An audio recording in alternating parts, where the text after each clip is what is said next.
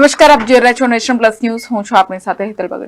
છોટાઉદેપુર તાલુકાના કાછલ ગામે પત્નીના ચારિત્ર્ય પર શંકા કરી પતિએ પત્નીની હત્યા કરી પોતે આત્મહત્યા કરવાનો પ્રયાસ કર્યો હતો. છોટાઉદેપુર તાલુકાના કાછલ ગામે સુરેશ રાઠવા પત્ની મેલીબેનના ચારિત્ર્ય પર શંકા કરતો હતો. સુરેશ અને મેલીબેન વચ્ચે ઝઘડો થયો હતો.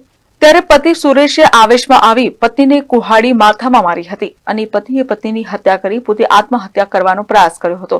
હત્યા બાદ સુરેશ પોતે ફળિયામાં જ વીજ થાંભલા ઉપર ચડી ચાલુ વીજ લાઈન પકડી લીધી હતી. ત્યારે સુરેશ રાઠવાને સારવાર અર્થે વડોદરાની હોસ્પિટલમાં ખસેડવામાં આવ્યો હતો, જ્યાં સુરેશ જીવન મરણ વચ્ચે ઝોલા ખાઈ રહ્યો છે.